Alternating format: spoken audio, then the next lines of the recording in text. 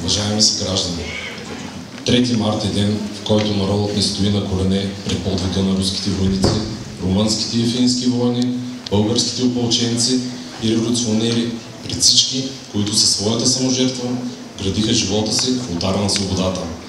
В навечерието на празника ние отново преоткриваме и преосмисляме свободата като ценност. За нас, българите, тя е белязана с особен знак, изстрадана в 5-вековно робство, силно желана и мъжествено отстоявана. Тя е символ на достоинството ни като народ и на нашата отговорност пред бъдещето.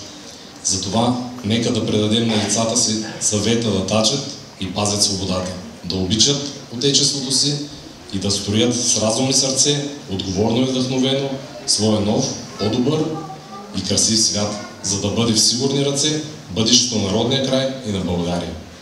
Днес сме призвани да следваме пътя, който очертаха най-големите български държавници от освобождението до наши дни.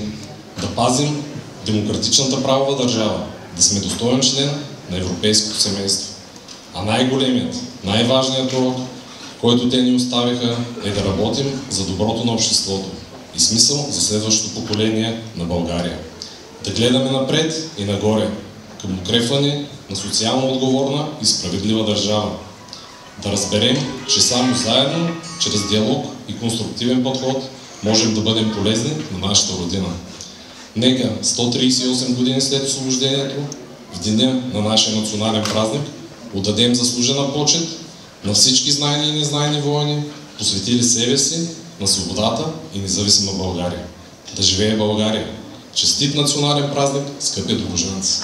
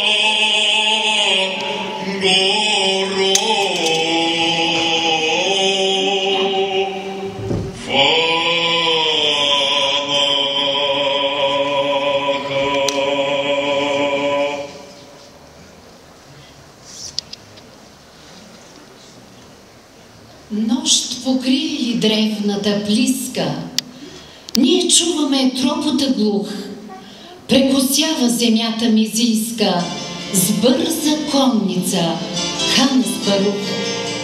И изпълнен с мъдрост и слава, със славяните братски се слял, една българска силна държава на потомството той завещал.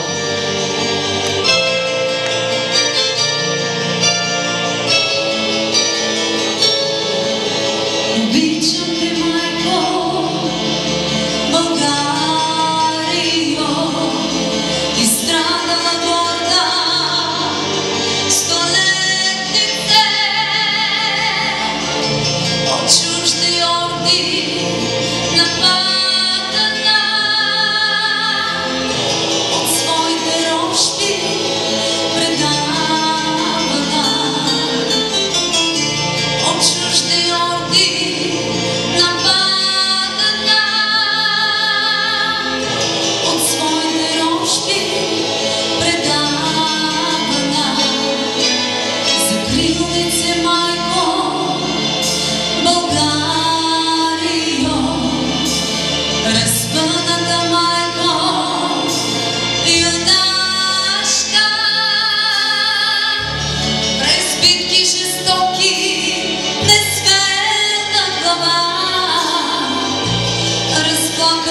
тъжна, но вечна.